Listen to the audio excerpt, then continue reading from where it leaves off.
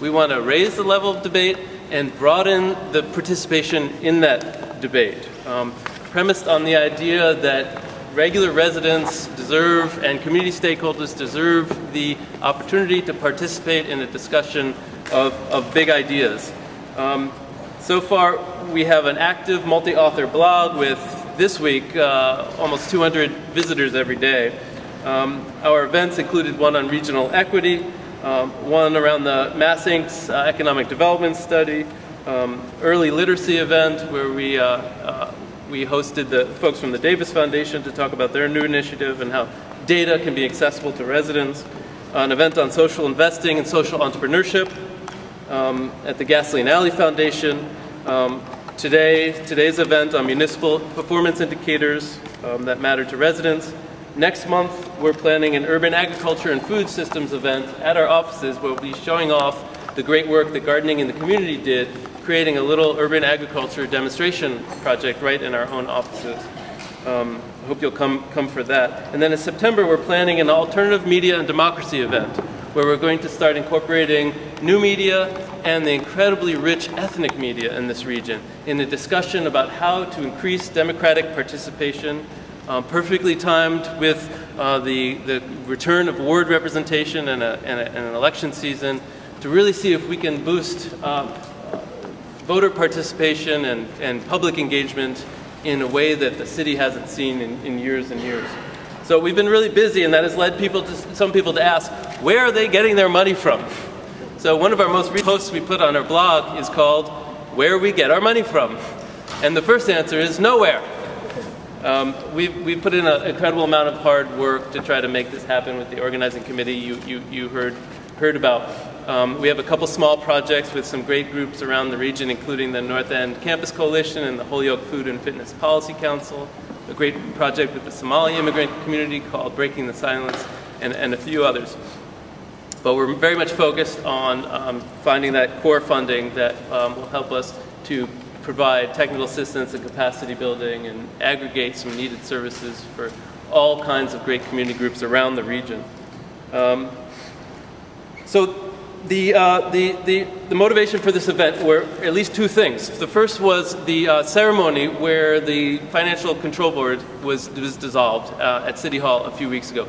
How many of you here were at that ceremony at City Hall? Or saw some clips from the news, maybe read about it?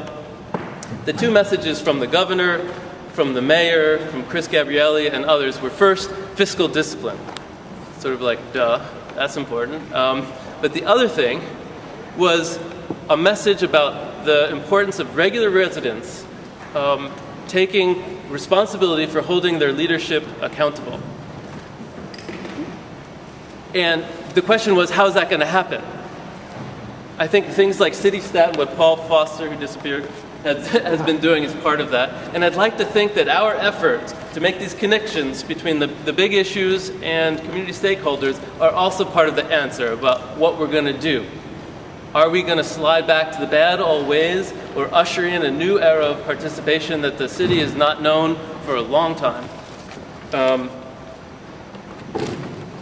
The other thing that most inspired this event was a series of focus groups we just completed in the north end of Springfield. And in addition to residents talking about how much they need a grocery store with fresh, affordable food walkable, the second highest priority seemed to be accountability, transparency, inclusion in decision making. Ada, you were there. You heard those perspectives, and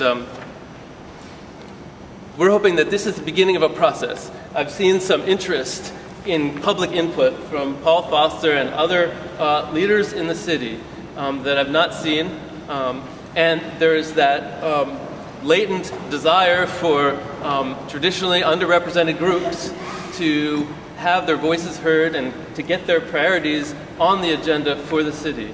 And it seems like a perfect historic moment that we can take advantage of, and the potential is quite awesome. So in terms of format, I'm going to ask Paul Foster from CityStat and Charlotte Kahn from the Boston Indicators Project in Boston to introduce themselves, tell us a little bit about the work that they do, and help start a conversation about what kind of systems are possible to give residents ongoing ability to give input into the agenda and priorities for the city, so that this isn't just a one-time thing. So I'm going to ask them to each speak for less than 5 minutes, and that will allow us to get to a discussion where I think in the course of that we will get the full value of our guests today. So without any more delays, we'll get to that, and then at the end, make sure you don't leave without a wrap. So thank you for being here. Any other questions about what the heck is going on, what the Springfield Institute is, what the format is today?